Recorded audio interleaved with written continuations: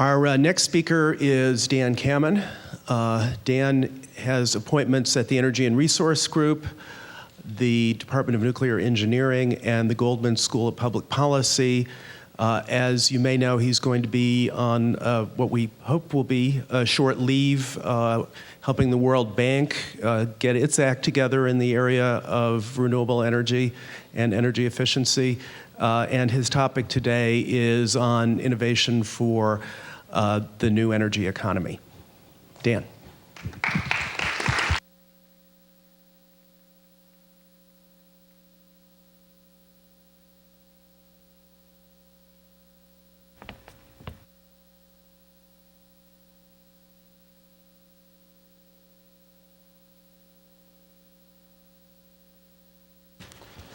Well, thank you all very much for being here, especially on a warm, very nice Saturday when I guess the Giants are losing right now is the best argument. They're down 3-0 right now in the third inning. So again, I'd like to follow on what sounds like it's a well-repeated theme here, but clearly it bears repeating, that there's a whole range of opportunities now available to us in terms of both what the technologies can deliver, and you've heard a lot of that yesterday and a little bit this morning, and there's a great opportunity now in terms of the interest in the topic. It's not clear that we have yet gotten critical mass in terms of understanding both how severe the climate problem is and how many opportunities we have to make a relatively rapid difference. So I'm going to try in this talk to bounce back and forth a little bit between science and technology innovations and some of the policy innovations. And as Dan alluded to, my current job, where I plan to maintain, my laboratory is going to remain in action, now goes back and forth a little bit with this new interesting opportunity at the World Bank, where the budget, the number of zeros, is very much larger behind the first number. And the real question is how much of this story that California has done well in, that Denmark and others have done well in terms of innovation and bringing to market, can be brought to an agency that, as Diane highlighted, needs a roadmap for efficiency as well. And so I will borrow a title that came from the Carbon War Room, the Sir Richard Branson event from last week, and that is really looking at the places where a roadmap, a law, a good idea, a suggestion might be useful in putting these sorts of practices into operation. And so, again, I'm going to highlight a couple of the themes that have now been sort of well repeated or overly repeated, and that is we clearly need a long-term strategy for support of innovation. That's not just financing, but that's a key start. President Obama certainly announced one in the United States with an overall increase in the amount of money to go into and remain into science, basic research, but that the mechanisms to support R&D are much broader than grants to some universities, to some companies. There has to be a real pipeline. So we need more programs that generate scientifically and policy deep scholars. We need more companies that have sustainability officers in place. We need more countries that have the same sort of thing in place. And so that process leads to what I would call not just basic science and deployment, but basic science and deployment laboratories. That's everything from cities and states that are willing to be on that front edge, to companies that are willing to partner with them, to the sharing of the policy tools that have worked best. And in the handout out front, it highlights the story of the PACE loan scheme that we helped to develop in the city of Berkeley. I'll come back to that one in a bit, as a good idea that's gotten just to the edge of the diving board but hasn't jumped in for reasons I'll talk about. We're also going to need, as Severin and Kathy Wolfram and others will talk about, we're going to need to design the market so that this gets really supported. And unfortunately, that's more than just pricing. There's lots of ideas of market transparency that we're going to have in the policy practice here. The last point here, probably I should lead with it and conclude with it, is that we will have a range of opinions as to how high those prices need to be on pollutants. But as well as we do to design very clever policies, that is a wonderful second best. That's a wonderful set of things that can keep us all busy. It's very important in this learning phase, but we're not going to solve not just the climate problem, but many of the sustainable energy and resource problems if we do it all on the subsidy and clever technology side. We're going to have to get real at some point about putting a price on things we don't want. So reflecting in prices the positive and negative aspects of energy systems, and we are not there. In fact, we've seen negative progress on this in the last while. We've seen the US not get there after some very strong statements that we would during the president's first year. We've seen Australia, which now thinks they might get there again, retreat away from a price on carbon. So our recent success, despite all this interest, is so far a failure. Period. No footnotes, no nothing. There's lots of interesting features that give us hope, but at this point, our grade on this is an F. So I want to re-highlight the climate story. We have Inez here and others who have done both key science on understanding it, but we have to make sure that we recognize not only how fast the change is, but also the degree to which we're not keeping up with this on the policy side. And just showing the sort of the standard 3 plots against a background of what has been our policy steps forward, I think puts them in some context. So this is when the IPCC, of which I and many members in the audience are members at various points, although we neither got a check nor even a parking space on campus, but we'll leave that aside. This is when the first assessment report was done, and I'd like that parking space, even for my bicycle. The first assessment report in 1990, and every word in the IPCC consensus document, it's got to go through a very large group of scientists. It's got to go through a very large review. My hope is that now, with the attention of the Shapiro report and the bad attention due to getting the year wrong for Himalayas, the Dutch getting wrong when they'd be flooded out, that this new attention on the IPCC will modernize their review process somewhat. I am involved right now as the lead author on the Clean Energy Policy chapter, and I'll tell you, as much as I hate receiving 3,000 comments on our 80-page report, on our 80-page section, that we need a process that's even more tight than we have right now. Unequivocal detection of human impact on climate is not likely for a decade. This was done. This was the 1990 best or strongest statement possible. 5 years later, the second assessment report, the blue line on here, the balance of evidence suggests discernible human influence. Those may sound like mealy words to scientists and engineers, but they were fought over intensively. Every single word had hours of negotiation to get to that point, which may be a bad sign, but it's where we are. Third assessment report in 2001, a decade later. So they were at least accurate, or we were at least accurate because I was involved in 1, not 2, and then 3. Most of the warming in the last 50 years is likely 66%, so adding a quantitative aspect to that statement due to human activities. And I think at this point in 2001, the statement that began to be circulated most widely among scientists was that the scientists who know the most in their individual areas are the most worried.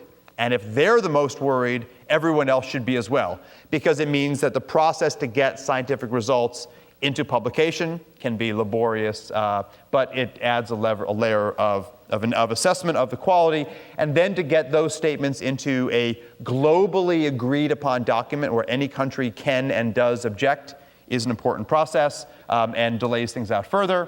The fourth assessment, the most recent one we have out so far, 2007, most of the warming, very likely an upgrade or a downgrade depending on your perspective. So a worrying grade is due to human activity. And then one of what I think is the most important evolutions in the process, the IPCC in this report, the fourth assessment just a couple years ago, then finally began to put stronger versions of the statements around human impacts. The one I'll highlight here with my new role as Director of Renewable Energy and Energy Efficiency at the World Bank is that the warming will most strongly and most quickly impact the world's poor. That doesn't only mean the world's poorest nations, it also means the world's poor in the North and South. They are the most vulnerable for a variety of reasons, and that process needs to be recognized. My friend and colleague George Lakoff would say that's the piece of the story that makes this a moral argument, not just a science, technology, policy one. So a critical piece of the equation, and if we look at the history of action, just for the United States, now no longer, of course, the number 1 emitter, but number 2 behind Canada, but effectively number 1 emitter on a per capita basis. The history of emissions, we're now at roughly 2 gigatons of emissions. The U.S. Energy Information Agency's assessment is continued growth in emissions. If we had passed through if we had adopted and enforced the Kyoto Protocol, we're supposed to have passed through this point right here. This was a prior administration's target, of which we'll ignore. And the action that Diane and Art and many others in the room have worked on at the state level got AB 32 in place. And what AB 32 calls for, of course, is at the California level a return back to that Kyoto Protocol number just about in 2020. So essentially passing through this red spot here so that we get back to the 1990 levels a decade from now. And then President Obama, many international leaders, Governor Schwarzenegger, in various forms of executive orders and strong language, but no actual funding yet, have said that these policies need to converge with what we think is a reasonable start. Many people would argue we need to be even below that, but an 80% reduction by 2050. So a 40-year timetable ahead of us for dramatic change, and because we have just barely begun to impact the needle here, not to actually churn over this process, we have a need for a huge amount of innovation. And unfortunately, my next and my last, I think, depressing slide, maybe they're all depressing, but the next and last depressing one is that I want to highlight something that Diane said, and that is that the policy landscape, whether you are a physical scientist, an economist, a chemist, an engineer, the policy landscape is unfortunately, A, very frustrating and is absolutely critical to get there. And arguably, we will lose the race if policy doesn't get more support and get more traction than we've had outside of these few leading places. And the reasons are things like this. So this is a picture of an Albertan tar sands, now called oil sands to be more positive, although for me, not much difference. This is oil sands production in Alberta. And the issue here is there's, of course, more oil in solid, in bitumen form in Alberta than there was oil in Saudi Arabia before we and they, because it's a multinational effort, began to pump there. This is not a lake, this is a settling pond. Alberta made a commitment to put no of the dirty water back into the rivers. Some does seep out into the Athabasca River here. But the worry here is that each barrel of this very large supply comes with an energy penalty about 30% worse than a barrel of regular Saudi or Texas or other light sweet crude. So there's both a lot of it, and it is dirtier per barrel. And this is only one example, and it's sort of telling we're in the Rhoda Theater. Dan Miller of the Rhoda Group has done a wonderful job of popularizing versions of this story. I'll show the academic one where we are here. But essentially, to an energy planner's perspective, all of human history is this little bar right here. That's all we've done. All culture, all society, all everything. That's a little bit under the trillion barrels of oil we've consumed as a society at a rough impact of about 26 grams of CO2 per megajoule of energy. So if that's all of human history wrapped up into one little bar, then peak oil says we've got roughly that much more out there.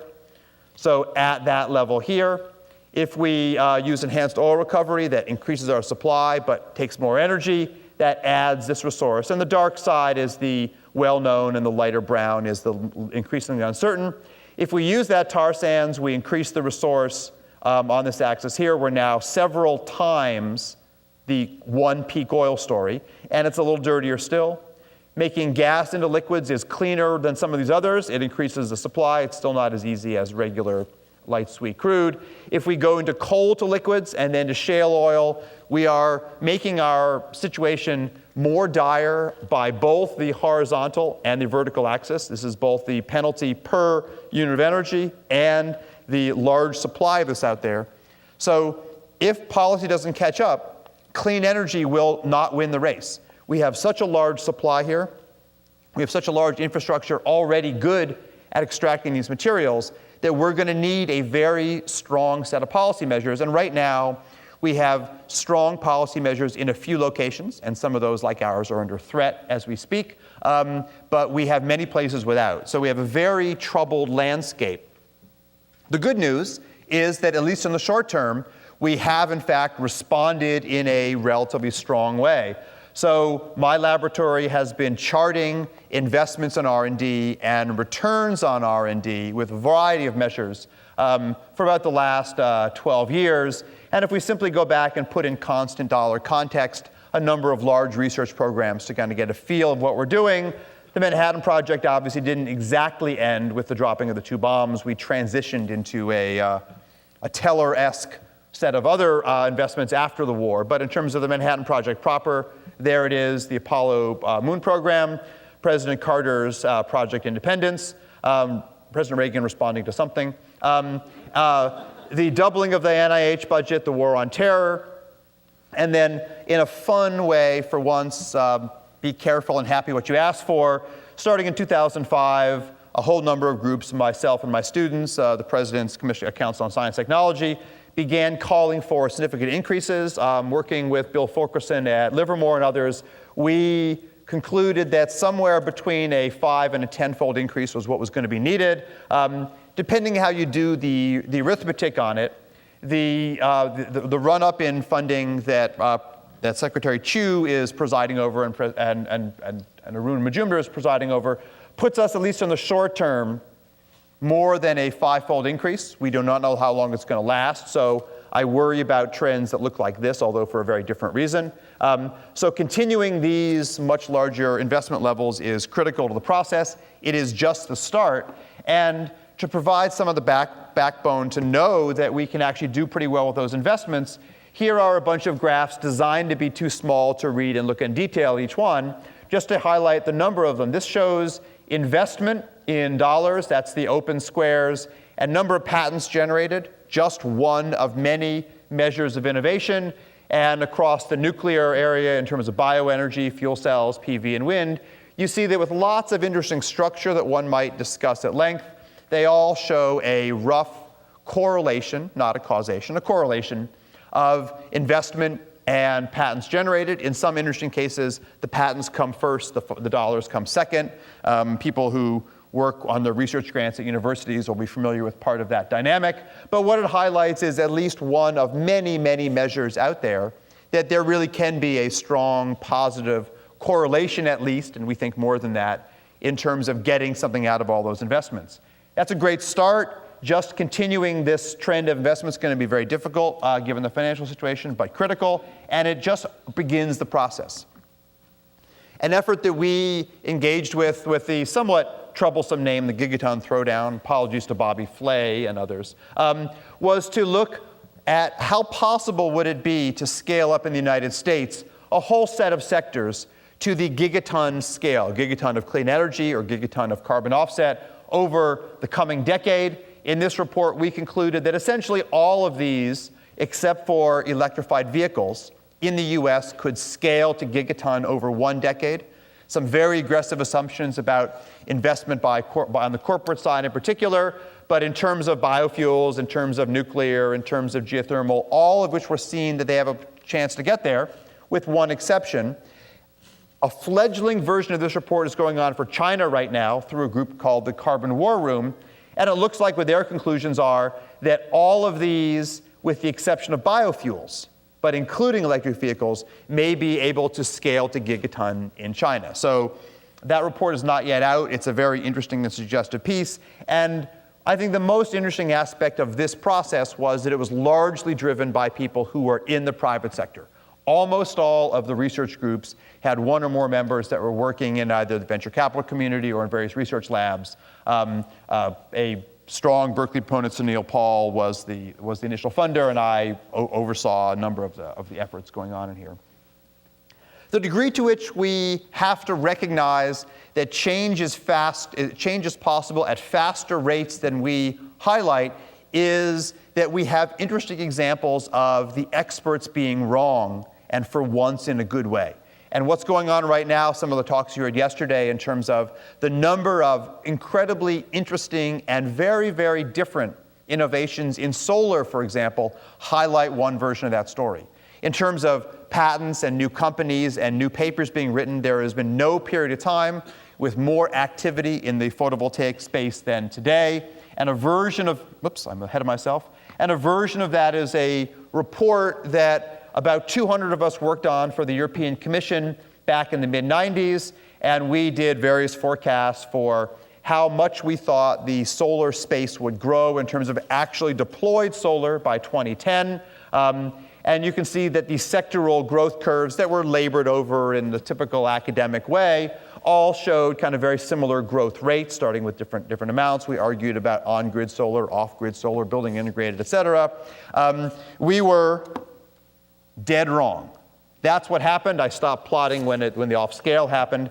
And we were dead wrong because we essentially, in the consensus process, argued or convinced each other that most of the growth was going to happen in large central station photovoltaic arrays because the lower cost, the integration issues, et cetera. And in fact, what happened was Japan and then Germany and California and then New Jersey and others invested cleverly on the policy and the deployment support side to take advantage of what was going on in the field, to take advantage of early adopters who were willing to pay a little bit more per watt, so that we learned much more quickly, because with lots of small deployment, we got much more rapid learning, we pulled the market along, and now we are finally seeing those larger solar arrays that were forecast in the 90s coming into being at even lower cost than expected. And so I'm going to be bullish now and think we're going to continue this trend for quite a while, and you heard a couple talks yesterday that highlighted that sort of growth rate as well.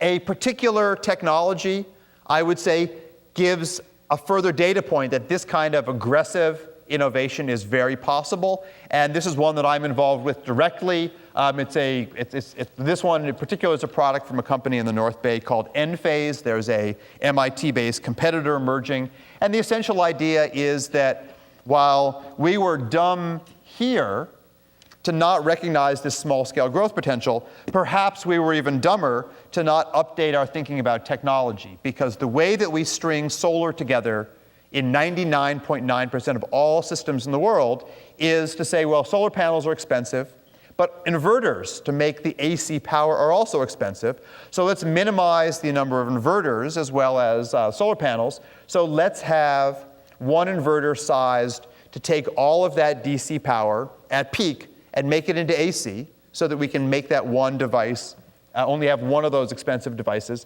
So we string our solar panels together in series, which of course today with the boom in electronics is retarded several times over. And the reason is that the technology to do DC to AC signal has now reduced dramatically in price. In fact, you all have, or everyone here is carrying a device that can do it right here. And in fact, so thinking about each panel having its own micro-inverter, and then summing their AC and sending that to the grid or to your appliances is a vast improvement, because for one thing, you don't get the negative interference that we get when one panel is shaded or dirty, which is a very standard situation. So here are a couple example systems. Here's a rooftop system here, another one here. The output that's the blue would be one large inverter sized optimally for the whole system. In this case, we're getting about 10% more power out. Same cost. That some set of little inverters cost just about the same as the large inverter. And here's a case where the energy advantage is much larger, and it's largely because there's a tree here shading the system. So you get output from the unshaded panels even when some are shaded. In a system with these microinverters, you do not get much output if you go through a central system. And you can see that the blue, a centralized inverter, turns on when most of the panels are in light and then turns off when only a few of them are shaded. A system that doesn't do that allows you to get much more energy out of the system.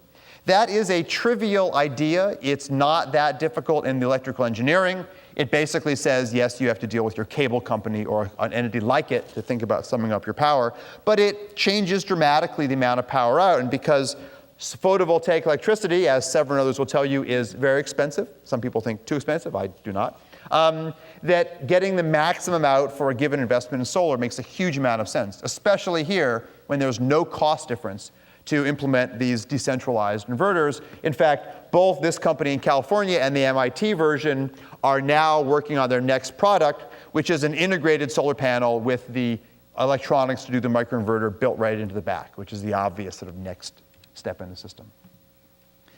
I've so far, of course, been talking exclusively about large industrialized energy systems, and Kathy Wolfram, who's here, is going to spend some time talking about McKinsey curves or carbon abatement cost curves. And I'm going to highlight for a second that this interesting innovation, it largely came from a collaboration of the McKinsey Group and the Vattenfall Swedish utility. It has now become a cottage industry, largely for industrial or large nations. We will have a paper this month in Science that highlights a so-called McKinsey curve. So this is the cost or the benefit to implement various technology options.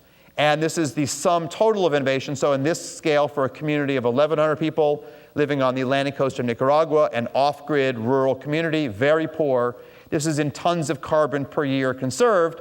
And what you see is a curve that will look very familiar to the Art Rosenfelds of the room, who have worked on cost of electricity, carbon abatement curves for a long time. And no surprise, many of those options that are low or even negative cost are ones that have efficiency somewhere in the title. They are either better meters. This meter installation isn't doing anything but simply providing more feedback to both the local mini-grid utility and the users, using more efficient light bulbs, public lighting systems, a whole biogas systems for the town to bring this community to be carbon negative, and then some solar has been installed to go further.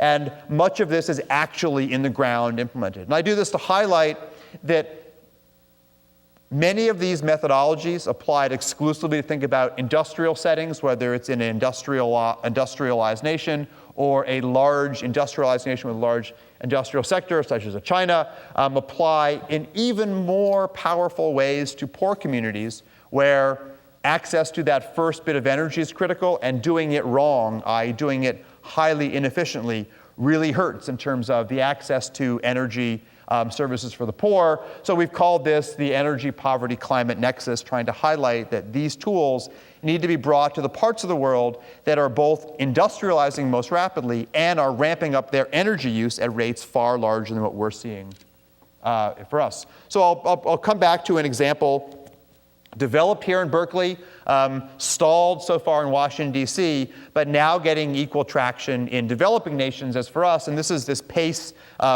this property assessed clean energy financing, started by Cisco DeVries, the then Mayor Bates' chief of staff, a process that many people in the room have worked on, the legislation, the financial aspects.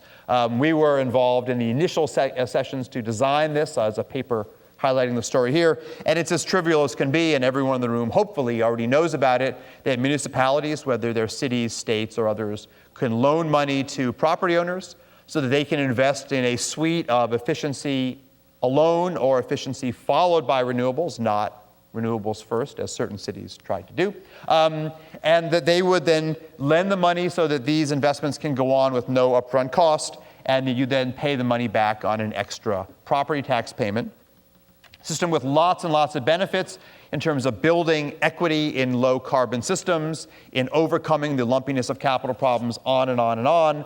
Something that 22 states rapidly, over a year and a half, implemented the changes needed in policy, worked with local public or private implementers to put in place. Several local Bay Area cities did so, and this is stalled on the grounds of a battle between what I would call the Green Cabinet in DC and the traditional one. This has essentially become a battle between the EPA, the Department of Energy, and others on the one hand, supporting this structure, and a worry on the part of the Treasury and the federal housing agencies that with so many homeowners defaulting on loans already, that anything that might increase the exposure in the debt is a bad thing, let alone there are study after study indicating that property owners who invest in green are demonstrably better credit risks than on average, a battle that has not yet been solved at the federal level and hopefully will be soon, but we've been saying that for a while.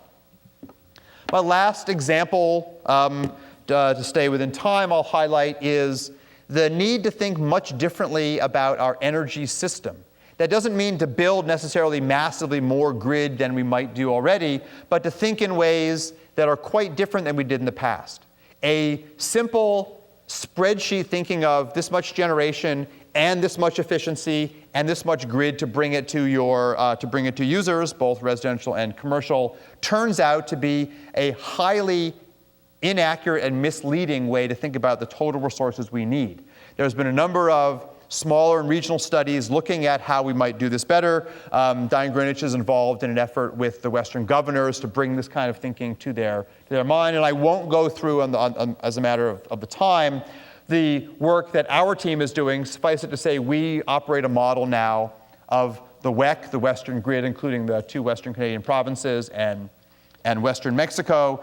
And when you think about the cost to meet various climate targets, if you only have control of efficiency, or if you only have control of new generation, but you don't also integrate that with the ability to not just think about, but implement the proper decisions on new transmission lines, you come up with very different and very much too expensive assessments for what it would cost to meet various targets. We are right now running a variety of simulations where in our model we build power plants of all types, we deploy efficiency, we build transmission lines, and here's just a picture. Brown is coal. In a world with no price on carbon, almost 2 decades from now, we get a lot of carbon in the mix. If we think about a world with a price on carbon, this light blue is wind. We see solar thermal. There's nuclear and various things going on. In fact, I think I knew the model was operating correctly when we put on a large price on carbon, and we said, find out where you go. We put the price of nuclear low enough so that it would be built. And because nuclear was excluded in California, lo and behold, our model built 16 gigawatts of nuclear power in Tijuana. And that told me that without understanding the politics, the model was doing something that made sense from its worldview. We've since changed that story. And so we are now seeing pictures with lots more renewables and at much lower cost if you control the siting and the planning of the grid than if you only control the generation side. I won't go through details of what the generation world can look like. Again, this is all baseload power, coal and gas of various sorts with renewables on top. At no price of carbon, the world looks very different and very much more dynamic. If you put a price of carbon on, this may be a traditional utility manager's nightmare in terms of, wow, a lot to manage here. But it really says that the systems integration part of the story is absolutely critical. I won't go through more of we see phase outs of coal and various sorts. We see some dramatic ramp ups in the renewables. But again, the price tag you'd have to pay for them are much higher if you don't integrate thinking about the grid. And I will conclude with something that highlights something that Diane said in the very beginning, and that is we've got to get more tools to understand our behavior. I was given a very interesting challenge by the governor a couple years ago, and that was to build a carbon footprint calculator for individuals, municipalities, and businesses to use, but do so in a way that the tool could be transparent. So the result is something called Cool California.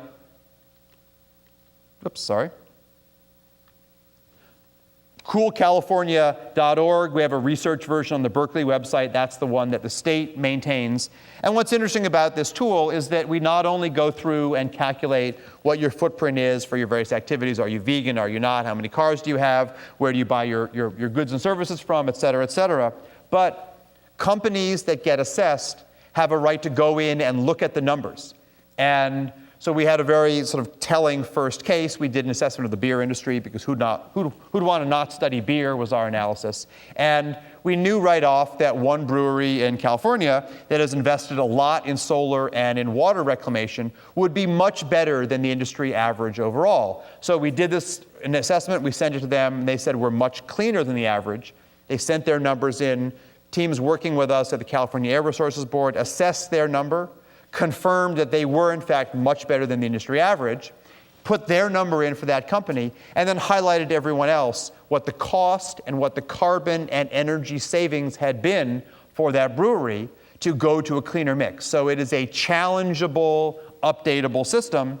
We are now working on versions where as you go through the various areas, you can then highlight what your carbon and dollar impact, both positive, one savings and one where you spend more, would be in this overall process. So I've hit the end of my time. I will stop there. But again, I've tried to highlight not only that there's a range of new technologies needed, but we're going to have to accelerate the use of many of these, what I would consider smarter tools, both on the efficiency side and on the renewable side, and in particular on the efficiency and then renewable integration front. So thank you very much for your time.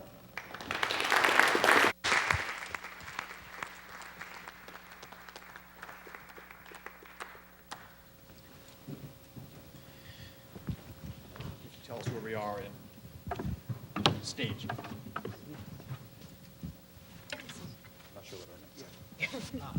Okay, we've been hearing a lot about energy efficiency today, and our next speaker is going to really hone in on the topic. Catherine Wolfram from the Haas Business School will be speaking about policies to encourage energy efficiency. She and others have been doing a lot of interesting work in trying to understand that process better. Is there a clip here? This is designed for people with pockets.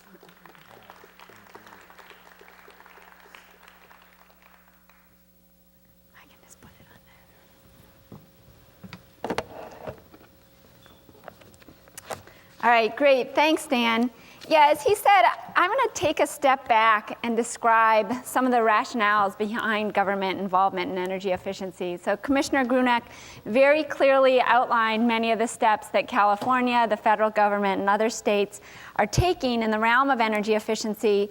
And what I want to do is describe some of the current thinking about why it is that government should be involved here and what factors determine how well different government policies will work.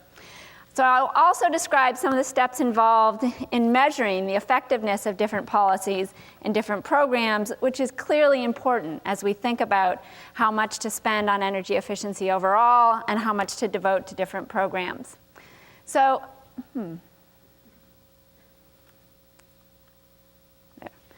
I wanted to start, there's been a lot of reference to this graph, so let me just put it up and describe what's going on here. This is from the McKinsey 2007 study that Commissioner Grunek described, and Dan just had a version of it for a small town in Nicaragua. So here it is on a global scale, and what's going on is we have on the horizontal axis the total abatement potential. So these are potential measures that we could take to abate carbon. And on the y-axis here, on the vertical axis, are the costs associated with the different steps. So if you look closely at this, if you could see it, but I'll just describe what's going on here, a lot of the measures that are to the left of the graph, the cheapest ones, the things that we should be doing first, are energy efficiency measures. So they're things like retrofitting insulation, replacing incandescent light bulbs with LED light bulbs.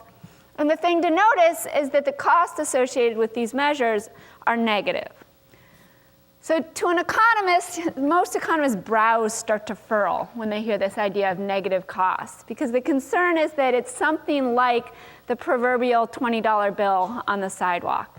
And to an economist, a $20 bill on a sidewalk just doesn't exist, because if it really was there, somebody would have picked it up already.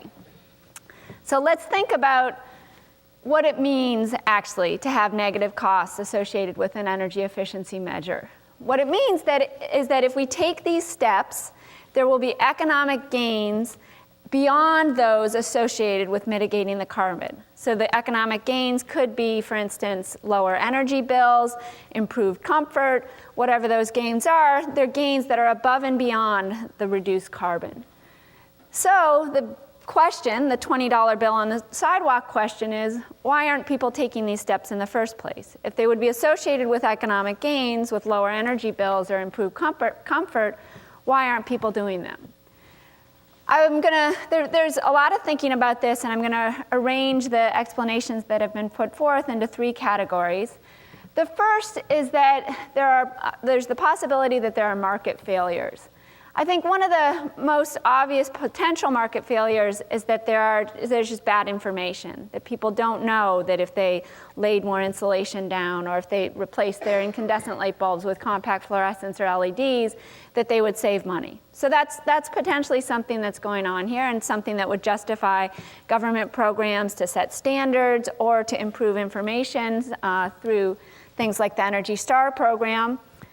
The other possibility is that there are capital constraints, that it costs money up front to take some of these steps, and people face a capital constraint. They don't have the free cash flow at the time to invest in energy efficiency measures.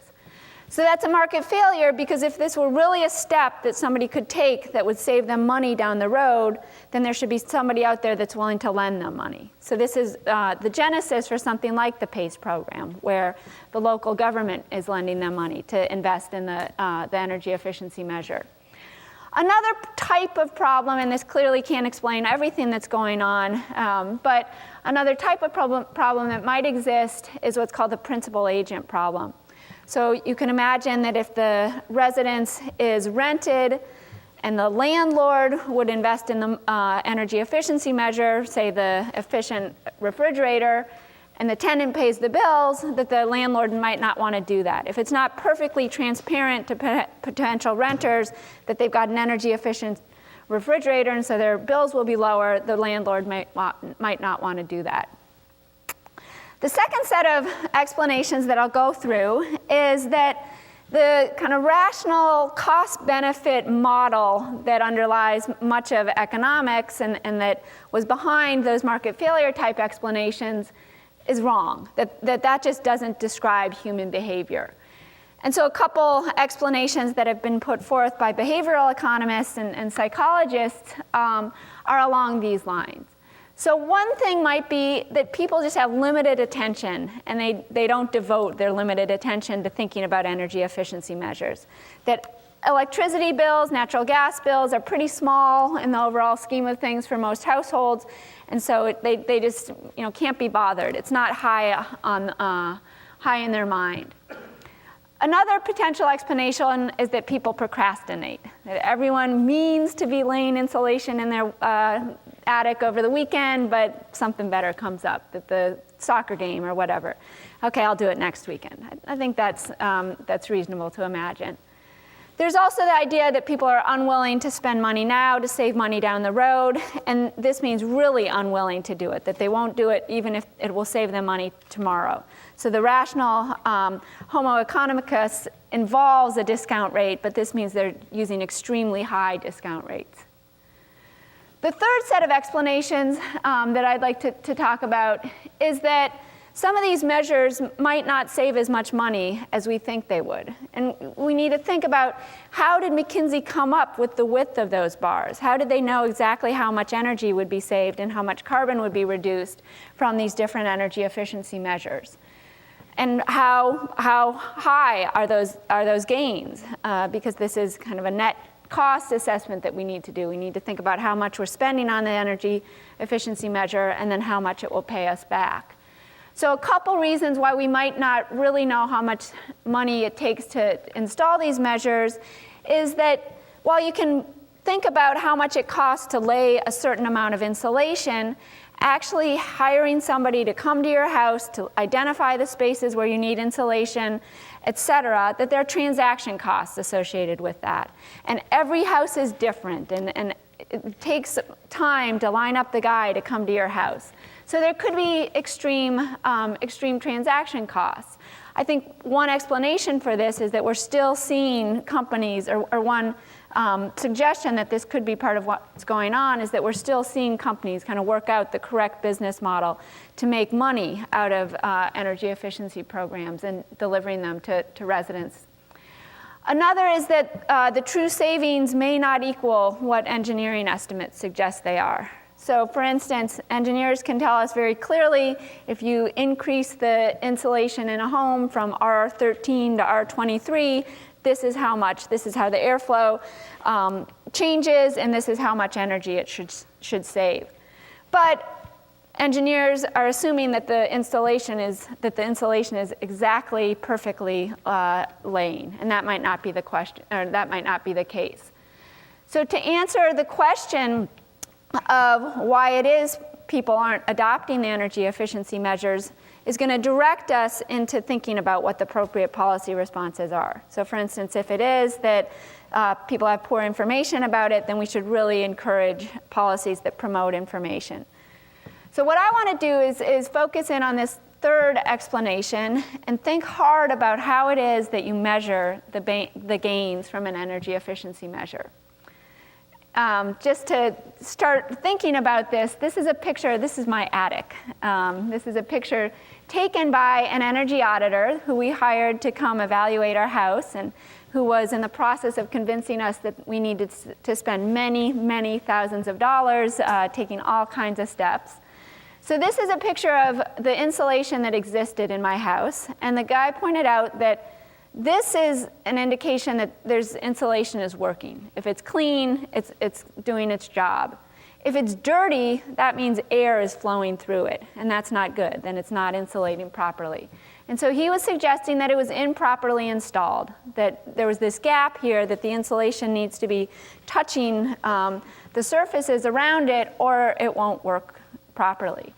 And so according to this guy and other engineers who I've talked to, poorly laying insulation has 50% less insulating capability than well-laying insulation.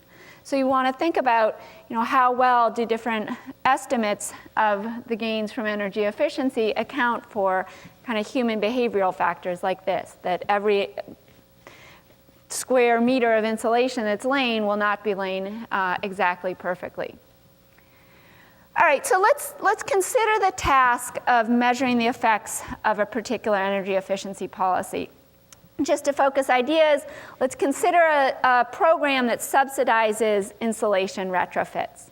An extreme version of this program is the Weatherization Assistance Program. It's a federal program that doesn't just subsidize, but pays 100% of the costs of energy efficiency retrofits at low-income residents. So this is something that's gotten a lot of play from the Obama administration. Van Jones very clearly, very colorfully describes it as the program that's going to make people put down their handguns and pick up their caulking guns. So it's a program that's got a lot of objectives, putting people back to work, transferring, making households that live in poverty, making their lives easier. What I want to focus in on is the energy savings component of this program, or the potential energy savings component. And it's not limited to insulation, but just to make things easier, let's focus on that component of it. So one approach to thinking about how much energy savings you would get from the Weatherization Assistance Program is figure out how many houses you're going to, figure out how much insulation you're laying in them, and just use an engineering estimate. So calculate what the delta in the insulating capability of the new insulation is. As I mentioned, the quality of the workmanship matters. So for instance, with ARA funding, this Weatherization Assistance Program has gotten a tremendous increase, and they're, as Van Jones has pointed out, hiring new people to do the insulation laying. So it might be that we're getting people that aren't quite as well trained as they have been in the past. Another factor that we want to consider is that the engineering estimates may not account for a behavioral response like turning up the thermostat. If you have more insulation in your house, it suddenly becomes cheaper to keep your house at a certain temperature level. So it might be that once the Weatherization Assistance Program goes out and lays insulation, it's not that people spend less on energy, but they stay warmer. Now, that's a good thing, don't get me wrong, but it's not going to deliver the energy savings that we've expected. Lastly, there may be what's called a free rider effect. This may be less of an issue with the low-income population, but the idea is that if the government starts subsidizing programs, you might be subsidizing people to do what they would have done anyways. So those people are called free riders. If they're just kind of pocketing the government subsidy to do something they would have done anyways, the government program isn't having the effect that you intend because they would have done it anyways. So another empirical approach to estimating the energy savings from something like the Weatherization Assistance Program is to do what's called a bill analysis. So you identify the households that have had the retrofit done, and maybe you do a before and after comparison of their energy bills, before the retrofit and after the retrofit. Or you could compare the households who participated in the program to the households who didn't participate in the program. So again, there's the potential for the free rider effect. You might see a big change in the energy bills of the households, but if they were going to lay the insulation already, you're not really measuring the effects of the program. Another potential problem is that maybe you do the program in California, observe who takes the subsidy, who lays the insulation in their house, and then you can calculate, if you get a good bill analysis, kind of taking, assuming that you don't have a free rider effect. One problem is that you can't necessarily take the response in California and say this is what it will be in Michigan. There may be very different populations in different parts of the country, and so this compromises what's called the external validity of a study, that a study might be very well designed, might really measure the effect of a program in a particular location, but you want to think about how well that forecasts what the effect of the program would be elsewhere. So a third approach that several colleagues of mine and I are in the process of implementing is to use randomized control trials. So these, of course, are the gold standard in lots of fields that people are aware of. The clinical trials are really the gold standard for evaluating the effects of different drugs. Development economics actually is an area where we've seen a lot of randomized control trials, looking at development programs, clean water programs, for instance. And the idea is that you develop a population of, say that we're thinking about clinical trials, a population of people that have the disease that the drug will address. You randomly divide them into treatment and control groups, and then you compare the outcome of interest. In the drug example, it's the health status of the treated group to the control group. If you've done the randomization right, then in expectation, the treatment group and the control group are exactly identical on lots of dimensions, except the fact that the treated group gets the drug. But in the context of energy efficiency programs, it can be difficult to think about how to exactly implement this randomized control trial. You can't necessarily force some people to lay insulation in their houses, and if a program already exists, you can't prevent others from laying insulation in their houses. So just to kind of fix ideas, there's a solution that my colleagues and I are working on implementing, which is called a randomized encouragement design. And to describe how the randomized encouragement design works, I wanted to step through a diagram of program evaluation and think about how these are implemented. So let's assume that you have this green circle that represents the population of utility customers. And let's imagine that this utility has a subsidized insulation program. So imagine that roughly a third of the utility's customers participate in the program. As I mentioned before, there's the potential that some of these customers who are participating in the program are free riders, and they would have laid the insulation anyways. Now they're just getting the utility subsidy to do it, so you don't want to attribute their energy savings to the program. They would have done it anyways. I also mentioned that there are these issues comparing program participants to non-participants. They might be very different from the non-participants, so you want to be wary about that. So just to reiterate, that's why bill analyses can be problematic. For one thing, they don't capture the effects of the free riders. So the solution that we're thinking about is what's called a randomized encouragement design.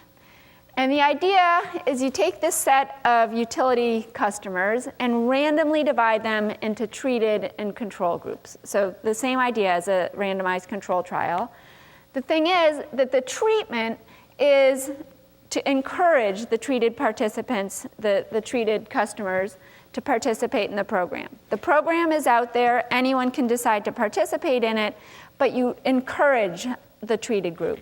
So for instance, my colleagues and I are working on an evaluation of the weatherization assistance program in Michigan, and we're hiring canvassers, people who will go door to door and knock on a randomly chosen subset of the eligible population's doors and encourage them to enroll in the program. Really provide detailed information about the program, that it exists, how to sign up for it, help them get to the place where they need to go to sign up for it, and really encourage them to participate. So what's going on is if you've constructed, if basically you've done the randomization right, you've got free riders proportionally represented, equally represented in the control group and the treated group. And so if you compare the outcomes of the treated group to the outcomes of the control group, you're differencing out the free riders because they're in both groups. And if your encouragement is successful, you have a lot of extra program participants in the treated group because you've encouraged them to go. So you can compare the energy savings, the change in energy bills of the whole treated group to the control group and get an estimate of what the program does. So this is something that, as I said, we're trying to implement to evaluate the weatherization assistance program. We're also trying to implement it to evaluate dynamic pricing of electricity. And I should say that it's not something that we invented. It's not unique. It's been used in the medical literature, for instance, to evaluate the effects of smoking on birth outcomes. So of course, you don't want to randomly divide pregnant women into a treated group and force them to smoke. That would be unethical. That would have a lot of problems associated with it. So what studies have done is randomly encourage half of a population or a proportion of a population not to smoke. And so if your encouragement is successful, you can compare birth outcomes in the encouraged group or the treated group to birth outcomes in the control group. So as I said, my colleagues and I are implementing these randomized encouragement designs to study the weatherization assistance program and dynamic electricity pricing policies. Hopefully we will have results down the road in another couple years to show, and I think both we will get a very credible estimate of what the effects of these programs are, and we view it as kind of a demonstration that randomized control trials can be used in energy efficiency context and can help us develop really credible estimates that avoid a lot of the problems that I've tried to identify. Okay, so just to conclude, I think there are a number of reasons to suspect that there really are negative costs there, that there are reasons that people aren't adopting energy efficiency measures even if they would save them money. But going forward and thinking hard about how much government should spend on energy efficiency and which types of programs it should promote, we really need to know the answers to the questions that I've laid out and understand why it is that there are these $20 bills lying on the sidewalk. I think randomized control trials have a lot to offer here, that they can deliver robust, credible estimates of a program's effects. I will say that they can't do everything. You can't, for instance, have a randomized control trial to evaluate monetary policy. You just can't randomly do one monetary policy in one country and another monetary policy in another. So there are potentially macroeconomic effects on the energy efficiency side of things. You might think about what's called market transformation, that if we have programs around, then new innovators will come in and really transform the market. So those things can't be captured by a randomized control trial, but at the micro level, you can really get a good estimate of what the effects of the program will be. That, as I said, take out the free rider effect, take out the rebound effect. And so we're hoping to implement these, and as I said, hopefully we'll have results to report. So thank you very much.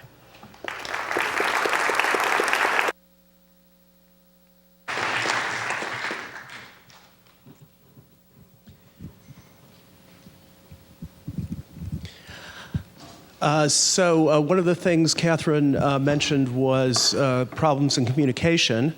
And so let me begin by communicating some good news. There are only 2 speakers left until Graham's riveting wrap-up speech. And both of the final 2 speakers, I think, are, having seen them both before, I think that they will be stimulating and help us get through the late Saturday afternoon doldrums. The next speaker is Robert Collier. Oh, do we have a break? Nobody told me. Okay, let's take a break. How long? 10 minutes? Coffee.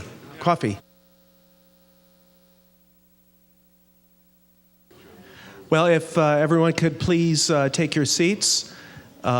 We are about to start the next segment of the program. I think a little caffeine was invigorating, and now we should all be ready to come back and really engage. As I was starting to say, Rob is going to be talking about communication.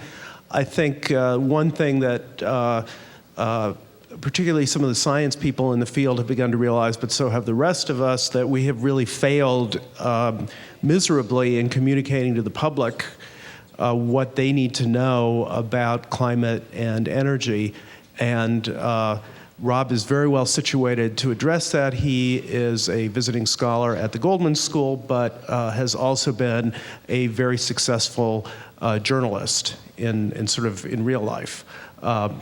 So, hopefully he knows things that the rest of us don't get about how to communicate with the broader public as opposed to graduate students and maybe the upper segment of the undergrad population.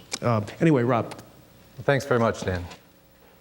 It's somewhat intimidating talking to such a crowd and following in these distinguished footsteps of true experts in their field who cover areas of climate policy that lend themselves to rigorous academic discourse and policy analysis.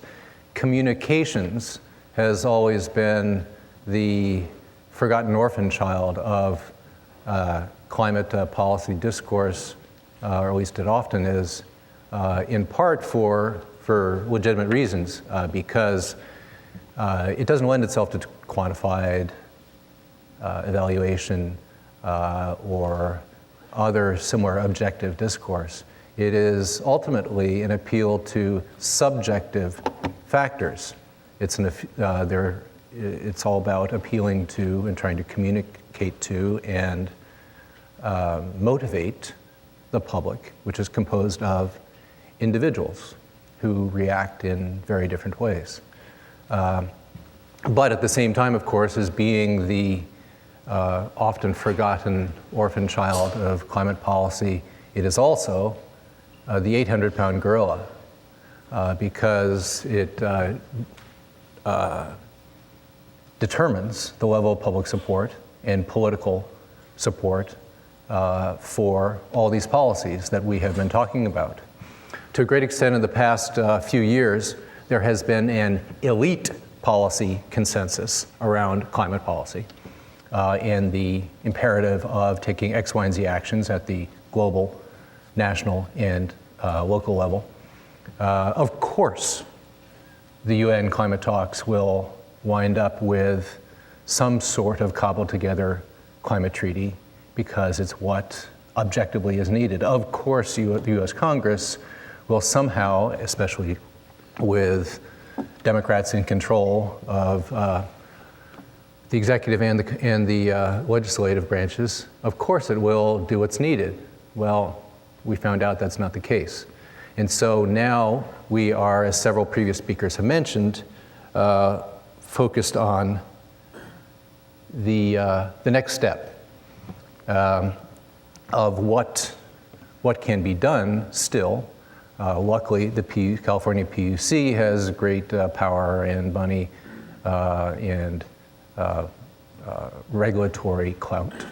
So Diane Grueneich, luckily, doesn't have to worry as much about appealing to the public, although to the PUC's enormous credit, as she's just mentioned, the PUC is creating a new climate communications strategy, which should be very, very interesting as it rolls out.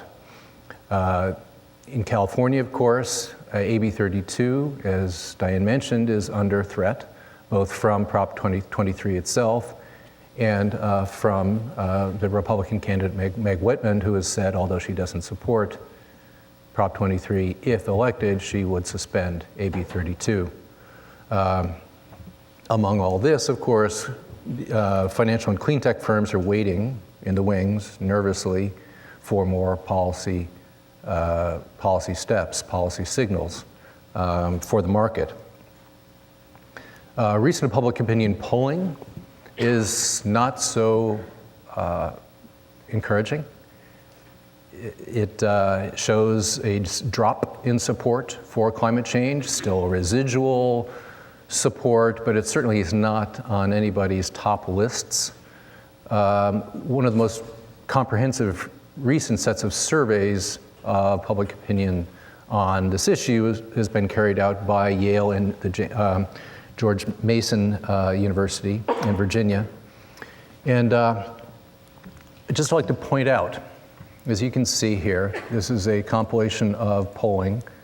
The numbers are the sample numbers are quite hefty, 2,000, 1,000, and 1,000 in November, January, and last year. So these are pretty reliable number. The margin of error is pretty small on all of them. The combined support from those considered alarmed and concerned about the issue, in other words, people who are really more motivated about climate change and the clean energy policies, has gone down considerably. Overall, the numbers who are cautious, disengaged, doubtful, and dismissive have gone up considerably since November of 2008. So these are trends that should be worrisome, should be cause for worry for people who are looking for further market signals, for further new policies in further directions on climate. How big of an effort should the USA make? We'll see large portions of the American people are less than enthused about what to do in the coming months and the coming years. So to the extent that these ideas can get traction in the state and nationally, it depends greatly on reversing the trend of declining public support for these issues and declining public concern on all these issues. That's not for, this drop in support has not been for lack of trying. In the past couple of years, of course, there has been a huge concerted campaign of not just communications, but of organizing and politicking around the issue. Environmental groups have spent more than $100 million over the past 2 years around this issue. Major funders, major foundations have put a lot of money and a lot of effort into this issue. And those of us in this room who have been funded in part or fully by foundations know that there is suddenly funder fatigue. And this is a very nerve-wracking phenomenon, as many funders reasonably worry about throwing more money, good money after bad. Are we going to get more results? So of course, in the past few years, this major campaign has ranged from, of course, Al Gore to the whole PR push around solar energy, protests in the streets, abroad, at home, around green jobs, all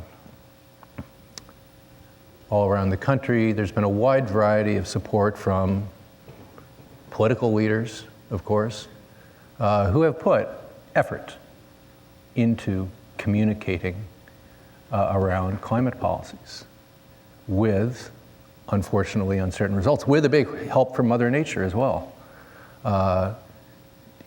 Katrina, Hurricane Katrina there, boring in on New Orleans, was, although we hate to say it because it caused human misery and suffering, it was a great boost to the climate policy movement, which has declined since then as the memories of Katrina and the memories of the real risk of climate change have faded. Now, partly, there's Al Gore fatigue, but one of the lessons that I'll discuss further in this My talk is how campaigns can be more effective if they are creative. Now, what does creative mean? Well, you certainly can't quantify it, or it's very difficult to analyze in an academic setting. So it comes to people like myself, who are not strictly speaking academics, who are longtime journalists, to try to explain with much waving of the hands what creativity can mean and what sort of traction can really be gotten on this issue publicly. Now, unfortunately, this theater doesn't have Wi-Fi, so I was hoping to project to you a number of ads that have been run by the pro and anti-climate campaigners over the past few years. So I'll have to do a quick slideshow of some of the ads. Here is the first ad, actually no, the second ad put out by the Alliance for Climate Protection, which is Al Gore's outfit. And it's the Black Balloons ad. And as you'll see, black balloons start coming out of various orifices in a normal house. And I'm clicking here, go up into the sky, and the voiceover says that each black balloon is carbon emissions. And it's to explain to people what their average daily existence creates in terms of carbon output. And so that was really quite successful.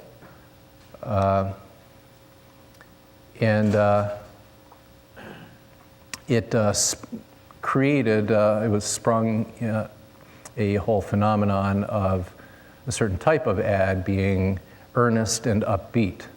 The Alliance for Climate Protection especially specialized in that. Politically friendly, it's optimism about America, it's very poll tested, very sort of Madison Avenue friendly. It's the sort of message that a lot of political consultants tell politicians that they always want to have. Upbeat, relentlessly, aggressively smiley. There is, of course, a problem being the hokiness factor. This is one ad with a particularly hokey actor acting in the part of sort of Tom Joad and Everyman, talking in this exaggerated Oklahoma accent about the big oil boys and global warming and patriotism and such. And the new what had to be done. And that was of limited use, but it got a lot of money spent on it. That particular ad and many others like it, appealing to people's better side, appealing to their can-do, gosh, gall darn it, American spirit about what we need to do. Now there's also a scare and shock tactic that, of course, Al Gore started doing back in the day when he first started giving his slides about climate danger. But the Europeans especially have specialized in somewhat impressionistic scare and shock tactics, focusing on just lifestyle. Now, this would never pass in the United States, but since we are international folk here, it's worth looking at. This is a particular ad from Finland, put out by Greenpeace Finland. And it started out, it has no voiceover. You see what's happening. Baby in the bathtub, the mother puts on the water, walks away, and the water starts rising and rising. And just all you hear is the baby's noises as the baby plays in the water, which I have a 6-month-old boy, and I'll say that this was very hard to watch. And it's very low-key in a very European sort of way, and it doesn't say really what its message is. It implies the message of responsibility, of danger, of the next generation. What are we doing? What kind of risk are we putting our children in? And again, for those of us who kids, it's a kick in the gut, because just again, that cannot be quantified, cannot be analyzed in strictly intellectual ways. It's a very personal appeal, but as so much good, effective communications on not just climate, but on any subject are very personal, very almost intuitive. Now, so what are the reasons for lack of success of all these and other communication strategies? Well, many different analysts and people in the debate have come up with, not surprisingly, very different opinions about what's gone wrong. Why have we failed? Why internationally and domestically, why are we not getting the traction that we should have? And why are not all these brilliant policymakers in this room and elsewhere getting the support, or fearful of not getting the support in the future that they need? Well, one is apocalypse fatigue. People are just tired of worrying about, the next apocalypse, and of course all the Hollywood films make it seem almost trivial. Well, apocalypse is something you see in the movie theater, and it's part of our lives, but one doesn't take it terribly seriously, because after all, it's just a movie. And we've sort of started forgetting Katrina. ClimateGate, the whole issue of scientific manipulation of the data has really fed into popular sense of insecurity regarding their own knowledge of science. And those of us who are not scientists can sometimes feel a bit intimidated and overwhelmed when presented with such dire and comprehensive data on the climate dangers. Of course, the political opposition has been very strong. Others say, no, the problem is not the opposition, the problem is the specific legislative policy vehicle that was chosen, cap and trade, because it should have been a carbon tax. Well, there's a big debate, which we won't go into here, about whether it should have been this appropriate legislative strategy in Congress should have been a carbon tax, or should have been cap and trade, as was chosen. Now with the failure of cap and trade, or the apparent failure of cap and trade, now the pendulum is swinging the other direction. But the debate is not over, it's not resolved yet, and there's plenty of arguing left to go. But in terms of communicating, can cap and trade be communicated successfully, especially in these days of discrediting of financial markets and financial sleights of hand? Has the message been too negative? Too much apocalypse, too much Al Gore wagging his finger at the cameras? Or perhaps has it been too positive? Perhaps we should have scared the bejesus out of people even more, because of course the dangers are indeed enormous for the planet, for our economy, for people in general, for, as Dan Kammen mentioned, for the world's poor especially. So there's another argument that you could make to say, no. It should be much more negative. We should scare the pants off of everybody. Others say, no, all wrong still. It's really about jobs. It's not about climate. It's not barely even about energy. We should focus on jobs, green jobs, until we're green in the face, and have an economic argument. So for that reason, the campaign against Prop 23 in the state of California is largely centering its arguments on the green jobs issue, saying that Prop 23 would be the true job killer for the California economy. It would destroy the boom in green jobs. It would destroy the whole green tech revolution in California. Now that has, among other things, the virtue of being arguably true, which is always a good thing in political discourse. But it also is, it is very poll tested.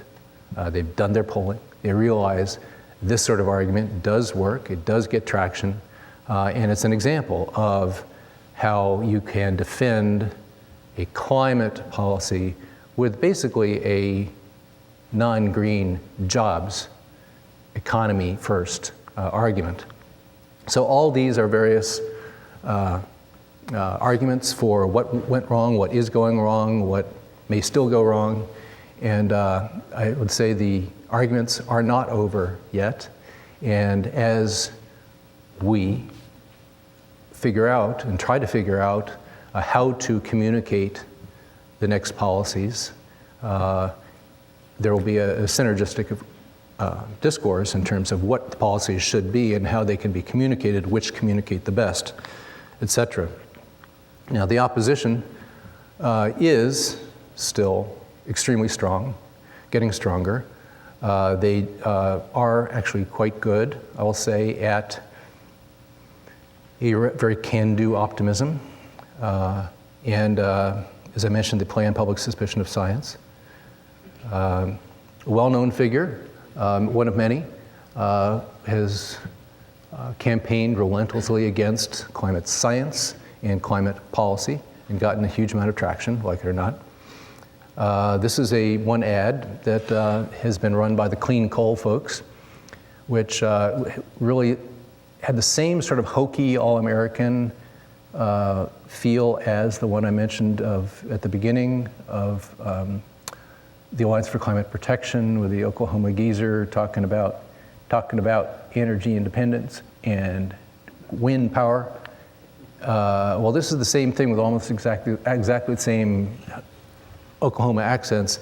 I personally think this one was done an awful lot better, unfortunately. It was really very sophisticated ad. Everybody saying goodbye. The refrain was goodbye. Goodbye to the economy if all these climate policies go through. And frankly, brilliantly done, very effective, all about clean coal. So what's next? Now Prop 23, if it were to win, would have an enormous communications message.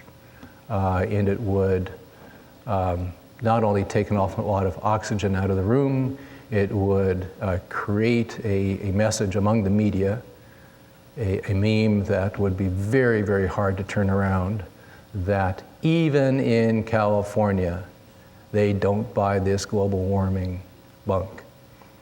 Even in California, you can hear the national media baying and gloating about how it's over now.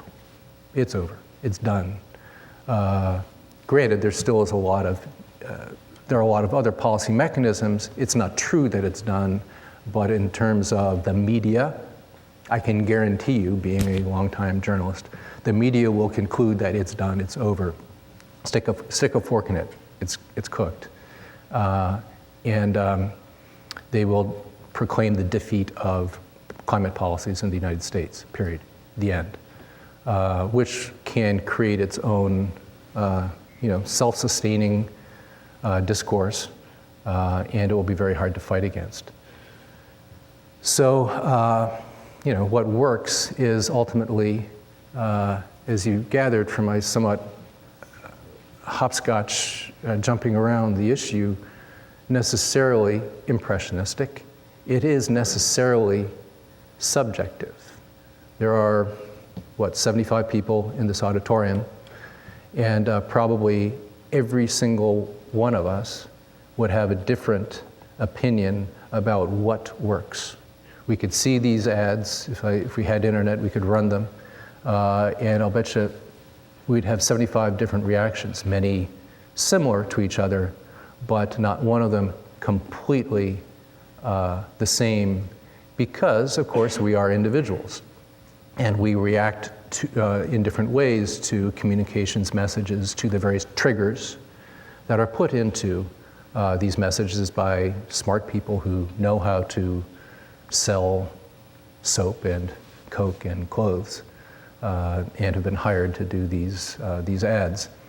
But again, despite being subjective, it is, I would argue, a subject that needs a lot more attention by academia, by policymakers, by NGOs, and by the private sector in terms of communicating why we need to take action on climate and why we need to move forward in the clean energy revolution for all kinds of reasons that are not ideological, they're not even necessarily political, they are objective. The necessity is objective, however, the ways of convincing people are certainly not at all. And if I leave anything more than confusion to this audience, I hope it is the appreciation that these very difficult, very fuzzy concepts of how to communicate climate policies must be given more attention by all the extremely smart people, talented, incredibly hardworking folks here who have a lot on their plate as it is. But it really needs a lot more attention because we cannot rest on our laurels. The climate communications is indeed an 800-pound gorilla that will do us a lot of damage if we don't pay it enough attention. So thanks very much.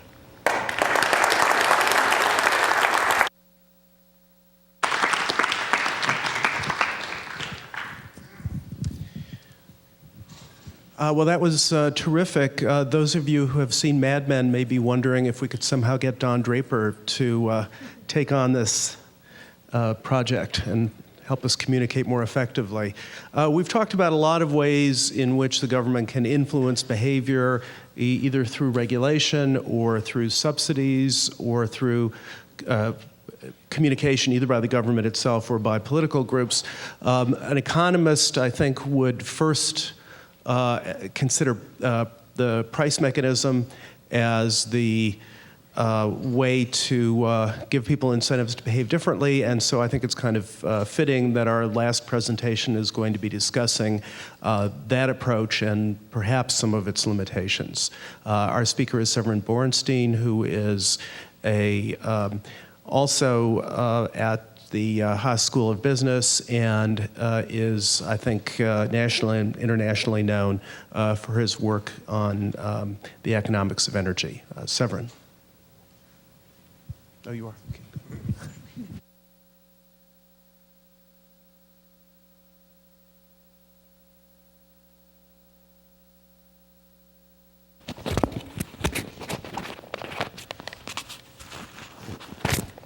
Thank you very much. I, as Dan said, am an economist.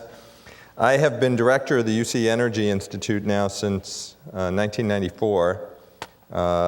And more and more I view my job as an economist in the energy area as continuing to pound at the economic realities that energy markets and energy policies raise.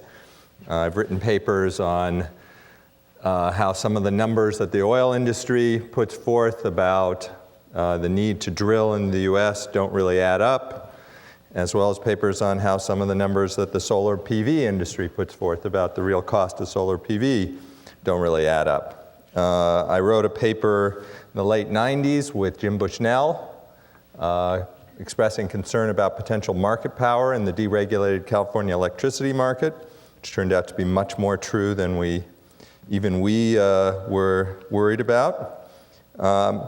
And I think that, well, this leads me often to be the skunk at the picnic. It's important for economists to continue to play this role because I think a lot of people are doing great work on the science side and on the engineering side, and people are very concerned with the politics of policies, but almost all the policies we're going to implement are market-driven policies. We live in a market economy. And so figuring out how the market is actually going to respond to those policies is incredibly important. and nothing, I think, highlights the failure in that area better than the California electricity crisis of 10 years ago, where we didn't recognize the potential for market participants to take advantage of that market, or we weren't listened to when we said there is that potential, and as a result, we ran into some real trouble. We are moving forward now, there we go, with greenhouse gas legislation in many parts of the world. The EU has been running a greenhouse gas market for almost 4 years now. California has passed legislation and begun implementation. Japan, Australia, Canada, there's a greenhouse gas tax in British Columbia. US at one point seemed likely to pass legislation. It doesn't look nearly as likely now. All of these include some command and control approaches, but mostly they rely on market mechanisms, mostly cap and trade, although there's some taxes. To almost all economists who actually study those two mechanisms, the differences are minute compared to the similarities. So as we move forward, understanding what the implications are of a cap and trade program, and pretty much everything I'm going to say is going to apply to taxes as well, is really important. So let me just remind you, the idea of a cap and trade program is to fix greenhouse gas emissions and then allow companies to produce, but when you produce, you have to buy a permit to cover your greenhouse gas emissions. And by doing that, the supply of those permits is what sets the price for emitting greenhouse gases. Market trading occurs, and those permits are allocated up front through auction or some free allocation, and then the trading occurs in order for the emitters to have enough permits to cover their emissions. One of the first things economists point out in this setting is that how you allocate the permits up front has no effect on the market price of the permits, and therefore has no effect on the real cost to a company of emitting greenhouse gases. Whether they're given the permits for free, and by emitting they are giving up the opportunity to sell that permit, or whether they aren't giving any permits and they have to buy the permit, whatever the price of the permit is, that is their cost. The regulators in the EU, despite being told this, did not seem to understand it and were shocked to find out that companies that had been given permits still went ahead and raised the prices on their output because it reflected a real cost to them every time they used those permits. What I want to talk about today is another aspect of the market implementation of greenhouse gas legislation, and that is the impact it's going to have on fossil fuel markets. And this is unfortunately something that has been largely ignored because fossil fuels are scarce resources. Coal, not so much, although even in coal in certain places, certainly natural gas and certainly oil. And as we implement greenhouse gas policy, that's going to change the scarcity of those fossil fuels. It's going to make them less dear, and in the end, it's going to lower their price. And what I'm going to argue today is it's going to lower their price a lot. And as a result, it's going to really change the economics in ways I don't think many of the policymakers and certainly many of the people discussing the economics of alternative energy really understand. So let me give you two quick examples. One is a standard analysis you see about natural gas versus coal. These are just rough numbers. Producing a megawatt hour of electricity with coal produces about a ton of greenhouse gases. Doing it with natural gas produces about half a ton. Roughly, long-run costs people talk about, coal-fired electricity costs about $60 a megawatt hour, natural gas about $80 a megawatt hour. If you do the math, what you see is that if greenhouse gases sell for $40 per ton, then both of these electricity sources will cost about $100 a megawatt hour, because coal has to buy a ton worth of greenhouse gases, natural gas has to buy half a ton, raises them both to $10 a megawatt hour. And as a result, people say, well, at about $40 a megawatt hour, we'll see switchover. Or $40 a ton, we'll see a switchover. But that approach depends on the idea that the price of the resources are going to stay the same. And that's really not right. Actually, if you start moving away from coal, There are a lot of mine-mouth coal-fired power plants that have been invested in, are located at the mine. It is actually very cheap to keep operating those plants. So their real going forward cost is not $60 a ton. It's much lower than that. A lot of costs have been sunk in the past, but if you ask, what is it going to take to drive coal out of the market? They're going to have to be making even less than that, which means that the price of greenhouse gases is going to have to be even higher than that. Another example, and one that comes up all the time, is what's it going to take to get alternative transportation fuels into the market? People do this calculation. Oil costs $70 and $90 per barrel. Looks like the spot market, the futures market thinks that'll continue. Translates to $2.5, $3 a gallon. So the alternatives have to beat that $2.5 to $3 a gallon. That's the benchmark. Can we make an alternative fuel that will beat $2.5 or $3 a gallon? But that depends on the idea that there's going to be no response in the price of oil as alternatives gain market share and the consumption of oil declines. And that's just not right. There is going to be a response. And the response is going to be that the price of oil is going to fall, and it's going to actually fall fairly drastically in all likelihood. So exhaustible resource industries, on average, earn prices above their incremental production costs. They do this for two reasons. One is that in the short run, their marginal cost of production is actually pretty low because these are industries that have huge upfront costs. So it costs a lot to find the oil, it costs a lot to set up the mine, it costs a lot to build the coal-fired power plant. But the marginal cost of running it is pretty low. As a result, once you've built it, and these are assets that last 50 or 100 years, it's pretty cheap to keep running them. You're not going to drive them out of the market by just lowering the price so that nobody would want to invest in a new one. You're going to actually have to drive the price that they receive even lower than that. There's a second reason this is going to be a problem, and that is that for many exhaustible resources, even the price for that incremental unit is actually much higher than it costs to produce it.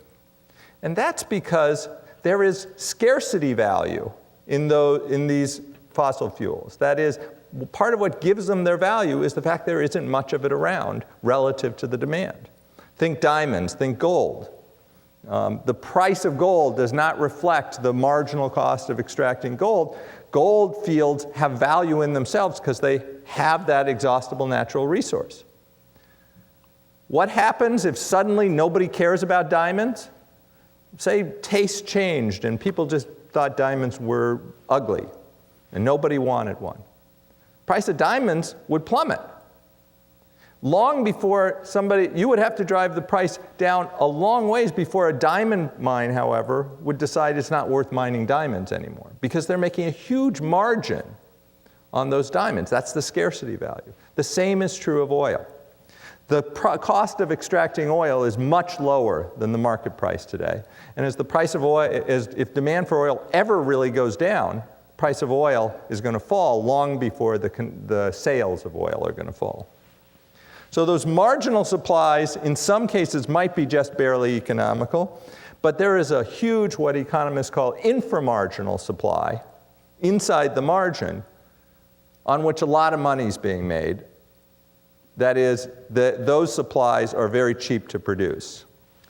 So, forgive me a graph, I am an economist. You knew this was going to happen at some point in the talk. So, right now in the oil market, we're at an equilibrium of about $80 a barrel. The supply of oil that we face has some oil that actually costs almost $80 a barrel to pull out of the ground. But it has a huge amount of oil that only costs $10 to $20 a barrel to pull out of the ground. If the demand for oil suddenly declines, you will drive that $80 barrel out of the market. You'll drive the $60 barrel out of the market. But all that stuff that can be produced for $10 or $20 a barrel, that's going to be really hard to drive out of the market. That's going to require that that the price drops to $10 or $20 a barrel. We're talking less than $1 a gallon at the pump.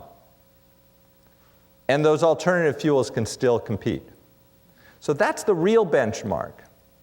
Now, when we talk about alternative, and you know, this is why I'm the skunk at the picnic, people like to think that we're getting really close when we start to get fuels that can compete at current prices. And actually, we are getting close to being able to drive maybe 10 or 20% out of the oil market. But we're not getting very close to being able to drive the last 80% out of the oil market. That's going to require something, because Saudi Arabia has tremendous control over the oil market. The producers in the Middle East have tremendous control. They are able to hold the price well above competitive levels. But if the demand for oil suddenly shifts in, they're not going to just throw up their hands and say, oh, well, then we're just not going to produce oil. They'd rather get $80 than $25 a barrel, but they'll take $25 a barrel rather than not produce. And it turns out they'll probably, in many of the Middle Eastern countries, be able to take $10 or $15 a barrel and still make money at it. And so that's the real benchmark that we have to be thinking. Whoa, that wasn't what I meant to do. There we go. This is a paper from a paper from 2007 that gives you an idea of all of the resources that are out there. I want you to focus on a couple of things. First of all, conventional oil is the farthest to the left part. It shows how much we've already used, and probably a fairly realistic analysis of how much is left, and look at the price per barrel we're talking about there. But even if you don't believe in, even if you think we're running out of conventional oil, there's a lot of other alternatives out there. Even tar sands, which is substantially more expensive, has a greenhouse gas profile that's maybe 20% above conventional oil. So it's really not that much more expensive in greenhouse gas terms. And then, of course, once we start talking about coal to liquids, something the coal industry is very pleased to remind us is available, there is a basically infinite supply of that stuff out there. And we have to be able to beat all of that. Now, if the coal to liquids were the marginal fuel, it would be a substantially higher benchmark. But if we actually start cutting back on this stuff, we're going to still have conventional oil in the ground, the cheap stuff. And that's what we have to be recognizing. So what does that mean? Rather than the price of coal-fired electricity increasing when we start pricing greenhouse gases, some of what's going to happen is the price of coal is going to decrease, and the price of the mine-mouth plant, at the mine-mouth plant, is going to decrease. Rather than the price of gasoline increasing, some of what's going to happen is the price of oil is going to decline. It hasn't happened yet, and I'll come back and talk about why that is.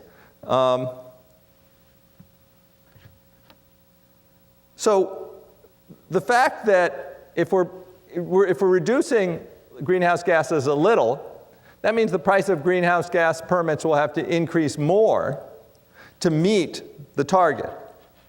So as we start to reduce, as the price of fossil fuels falls, in order to still make these alternatives economic, the price of those greenhouse gases is going to have to rise.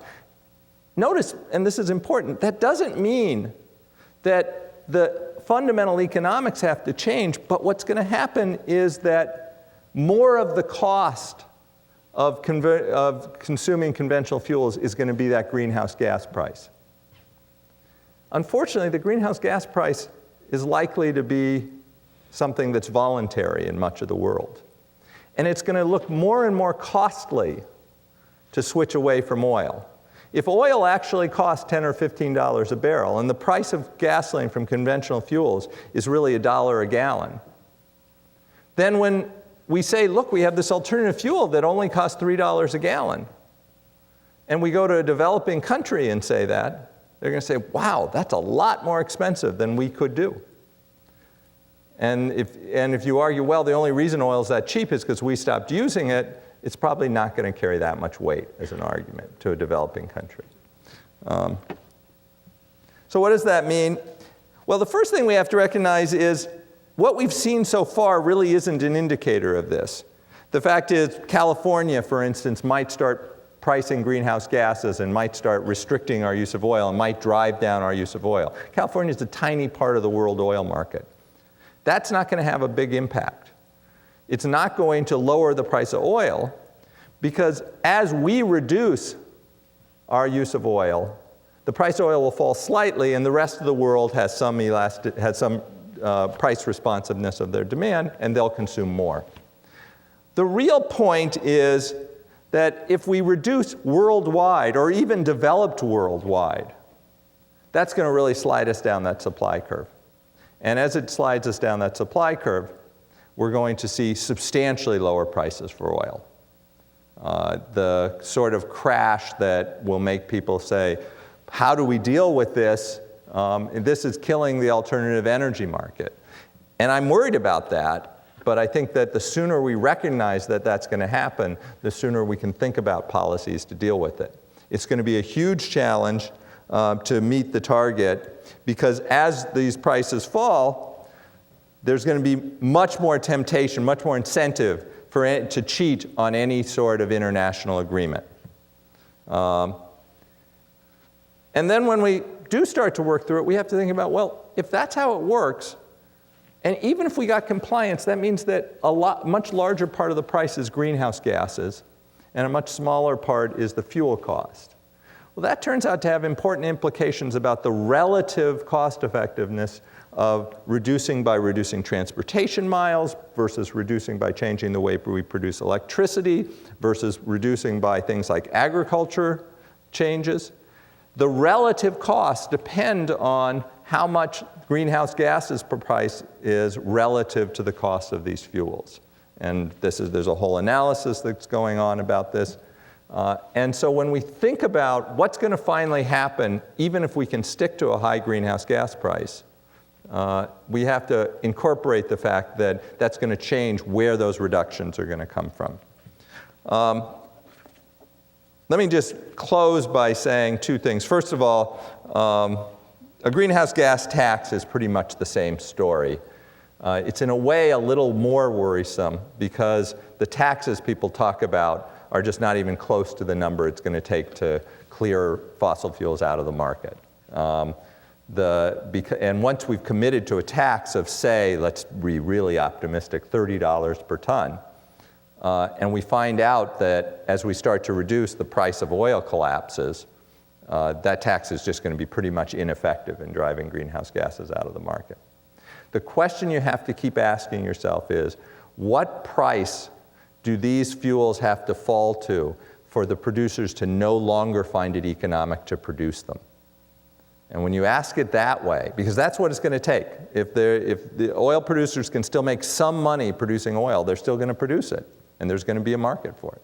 Likewise with coal-fired generation.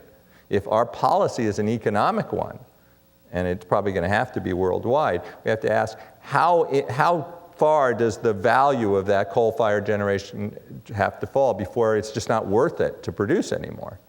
And the answer is pretty daunting. The number, I'll just close with I'm doing research right now with Jim Bushnell and Chris Knittel, one of whom has just left the UC system and one of whom is probably just about to leave the UC system, but to try to figure out what this implies for the numbers that we need for greenhouse gases.